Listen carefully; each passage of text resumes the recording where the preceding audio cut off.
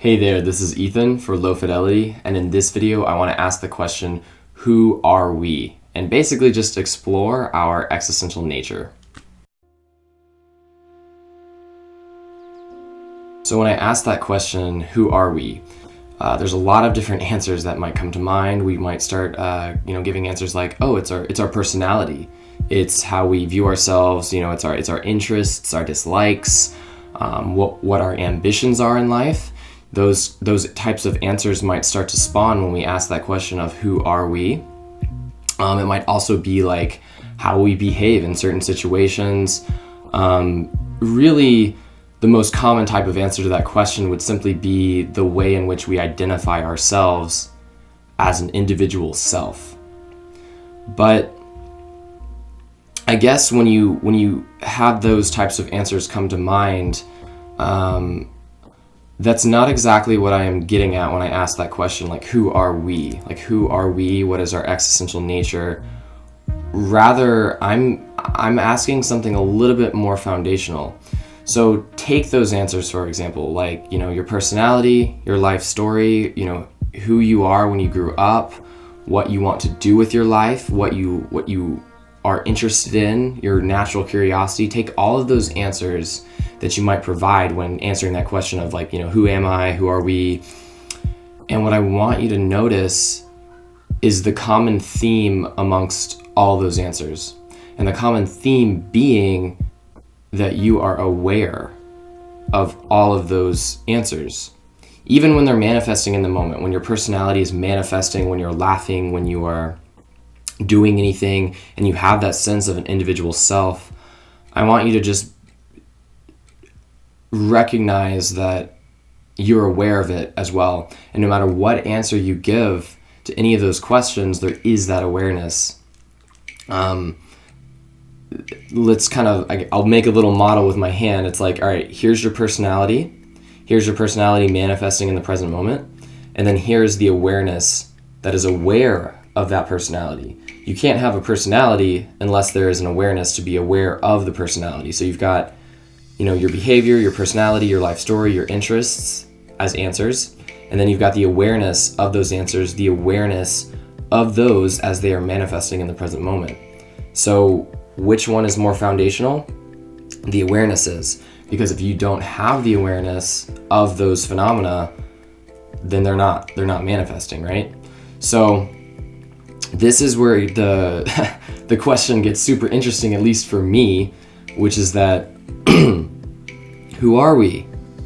Well, yeah, we have all those answers. I've got a personality. I'm Ethan. I'm a personal trainer. What else am I? I'm 23 years old. I have a beard. I have all of these different answers that I can provide. But again, there's something more foundational here to that answer, which is that I am aware of all of those things. And so when I'm asking the question, like, who are we? Who are we? I mean, at our core, who are we in terms of that awareness, in terms of that consciousness? Like, who are we? And so, this topic of awareness is very fascinating because it's something that we typically run right past when we're living out our life. When we feel like we're that individual self, we feel like we are that personality, we are those interests, we are those certain types of behaviors that we typically identify ourselves as having. But it would be more appropriate to say that the awareness occurs before any of those actually happen. And what's so fascinating too about this awareness is that if you think about any point in your life, from the time that you were a child to the time that you were a full-grown adult, your self that you identify with has changed. You don't consider yourself a child anymore. I don't consider myself a child anymore.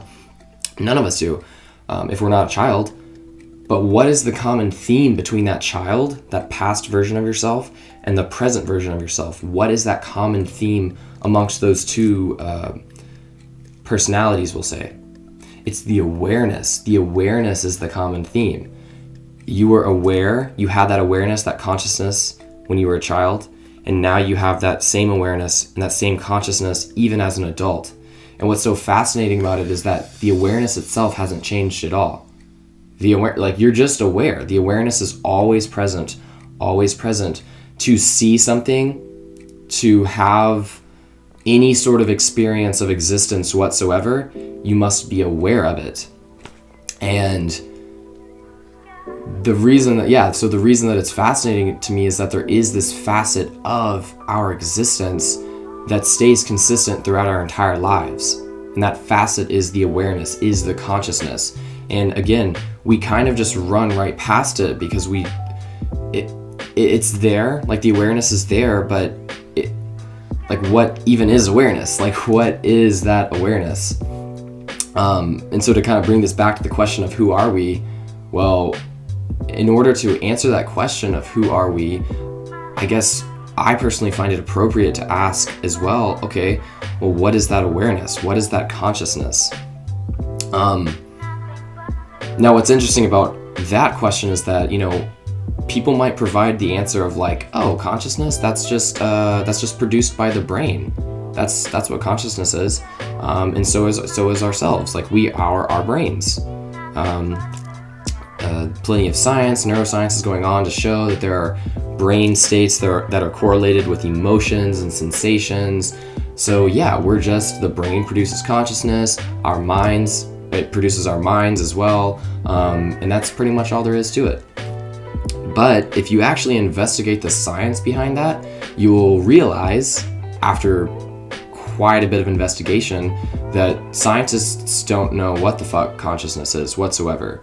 We don't know how the brain produces consciousness, if it even actually produces consciousness, because the jump that, oh, the brain causes consciousness, that leap is itself a belief, because we don't have any sort of proof other than the two correlate, but we don't have any sort of proof that there's actually causality there. Now, this is sort of applying some pretty extreme skepticism, philosophically speaking, but if we're going to be brutally honest with answering this honest question of who are we have to be brutally honest. There's no choice, especially when it is so philosophical in nature, like, who are we? When we apply that skepticism, we realize we don't know. We just don't know. All that we know for certainty is that we exist. All that we know for certain is that there is an awareness that is aware of all of this, that is aware of our personality, that is aware of our life story, that was aware of us as we were a child, that is aware of us as we're an adult. There's that consistent self as awareness that has not changed whatsoever from the moment you were born and until the moment that you die. And to pretend that scientists actually have a grasp and understanding of what consciousness is, of what that awareness is. And by the way, I'm kind of using those terms interchangeably, awareness, consciousness.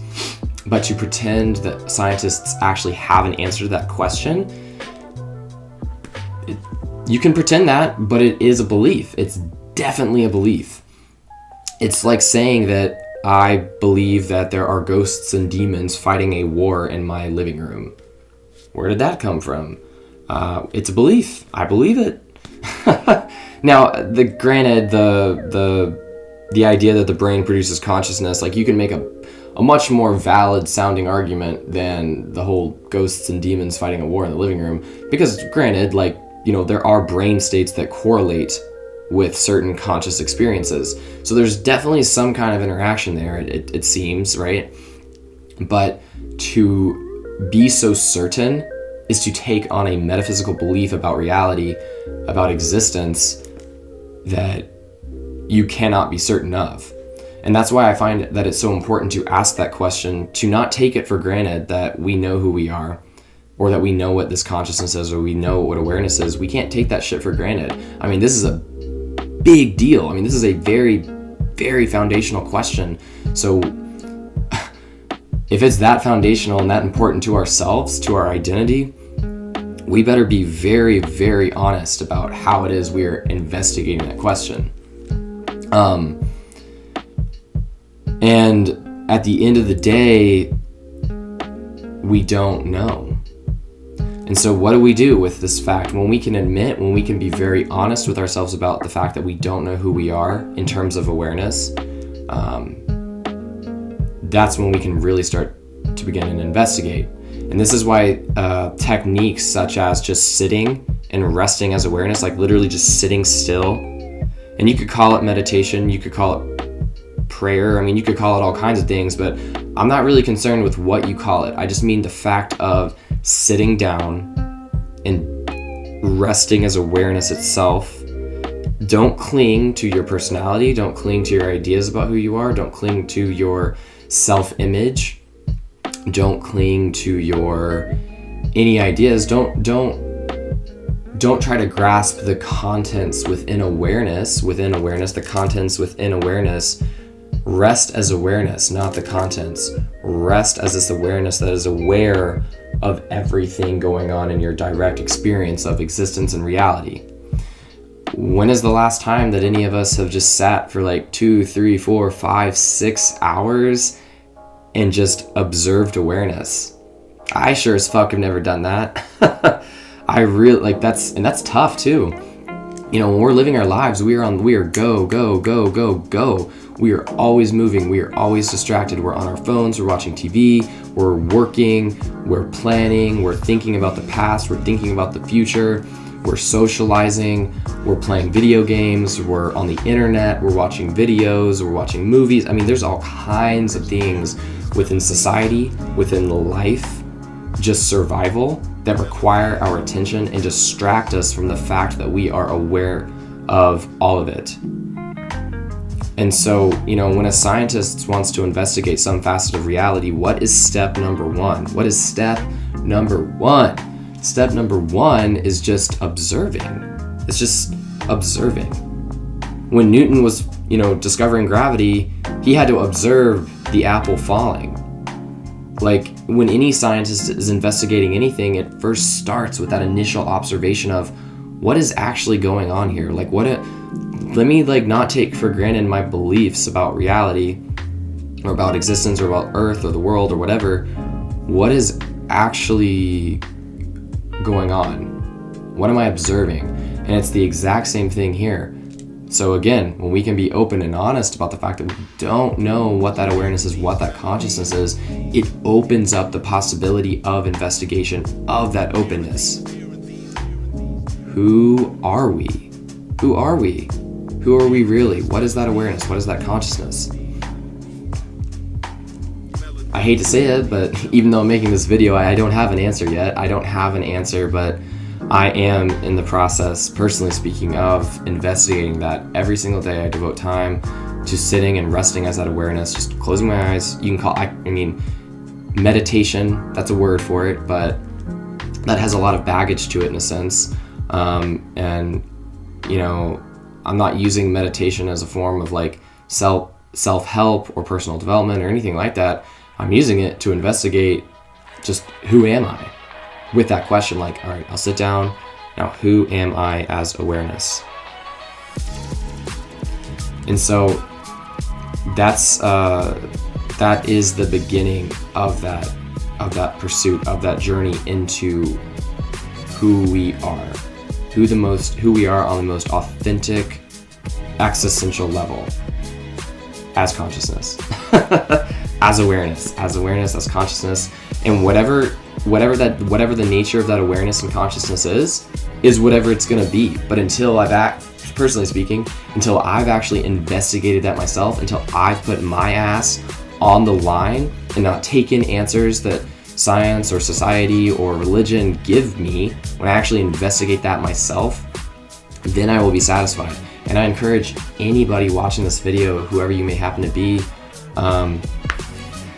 ironic saying that, given the context, but whoever you are, to be honest and try to really start investigating, like, okay, what the fuck is actually going on here? Like, who am I? Rest with that question and begin that investigation. So that's pretty much it for this video. I want to make more videos on this channel regarding these types of questions, I guess you could say, really just exploring deep existential topics, and all pursuing the ultimate question, which is, who am I? Who are we?